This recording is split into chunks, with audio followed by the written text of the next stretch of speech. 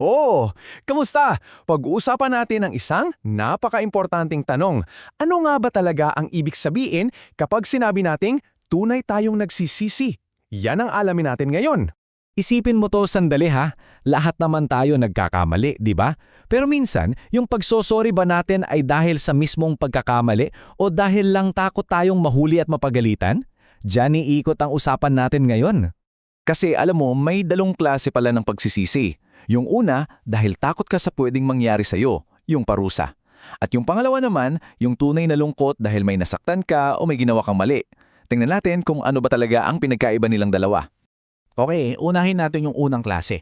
Ito yung pagsisi na, sa totoo lang, hindi naman talaga tungkol sa kasalanan kundi sa masamang resulta nito para sa atin. Tingnan natin yung mga halimbawa sa Biblia. Si Esau, grabe ang iyak niya, di ba? Pero hindi dahil sa mali niya, kundi dahil sa nawala sa kanya. Tapos, si Judas, takot na takot sa parusa. At si Paraon, ayun, gusto lang niyang matapos na yung mga salot. Pansinin niyo ha, lahat sila nalungkot dahil sa epekto ng ginawa nila sa sarili nila, hindi dahil sa mismong kasalanan. So ang punto dito, yung ganitong klaseng sorry ay makasarili. Ang tanong sa isip mo ay, paano ako makakalusot dito? Imbes na, nako, paano ko aayusin tong nagawa kong mali? Okay, so yan yung isang side. Ngayon naman, tignan natin yung kabilang side. Ano ba yung itsura ng tunay na pagsisisi? At para dyan, pag-usapan natin ang kwento ni Haring David. Nako, si David, sobrang laki ng kasalanan niya, grabe. Pero yung panalangin niya, iba eh. Kitang-kita mo na hindi lang siya umiiwas sa parusa, ang gusto niya talaga yung puso niya mismo ang magbago. Sabi niya sa panalangin niya, hugasan mo ako. Ang ganda, di ba?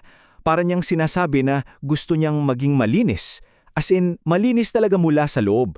Gusto niyang maalis yung dumi ng kasalanan niya. At ito talaga yung pinaka-importante. Hindi lang siya humihingi ng tawad, hinihiling niyang bigyan siya ng bago at malinis na puso.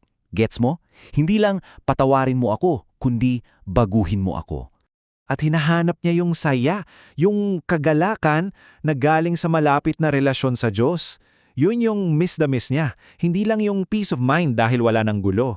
Yung koneksyon talaga, yung hinahanap niya. So kitang-kita yung pagkakaiba. Kinamuhian talaga ni David yung kasalanan niya. Ang dasal niya maging dalisay yung puso niya at maibalik yung closeness nila ng Diyos. Yan ang tunay na pagsisisi. Okay, so kung ganyan pala kaganda yung tunay na pagsisisi, paano naman natin yun mararamdaman? Saan ba yan nanggagaling? Pwede ba nating pilitin yung sarili natin parang, okay, magsisisi na ako ng totoo ngayon? Well, hindi pala ganun kadali. Hindi yan isang bagay na kaya nating gawin sa sarili nating lakas. Ang totoo niyan, itong tunay na pagsisisi, regalo pala to mula sa Diyos. Dumarating to kapag nakita at naintindihan natin yung grabe niyang pagmamahal. At yung pagmamahal na yun mismo yung nagpapalambot at nagpapabago ng puso natin. Isipin mo yung pagmamahal na ipinakita sa krus. Kapag yun yung tumama sa puso natin, doon nag-iiba lahat. Doon natin nakikita kung gaano kapangit ang kasalanan at doon din tayo nagkakaroon ng pagnanais na magbago. Hindi dahil sa takot, kundi dahil sa pag-ibig. So, i-wrap up na natin. Ano ngayon ang ibig sabihin ng lahat ng ito? Para sa'yo, para sa akin, sa araw-araw nating buhay. Kung iisipin natin, ang tunay na pagsisisi ay simple lang. Ito ay yung kalungkutan dahil sa nagawa mong mali at kasama nun yung desisyon na talikuran yon. At ang nagtutunak sa'yo, hindi takot, kundi yung pag-ibig ng Diyos. Kaya iiwan kita sa tanong na ito para pag-isipan mo. Para sa'yo, ano ba talaga ang ibig sabihin ng magkaroon ng isang malinis na puso? Salamat sa pagsama sa akin ngayon. Hanggang sa muli!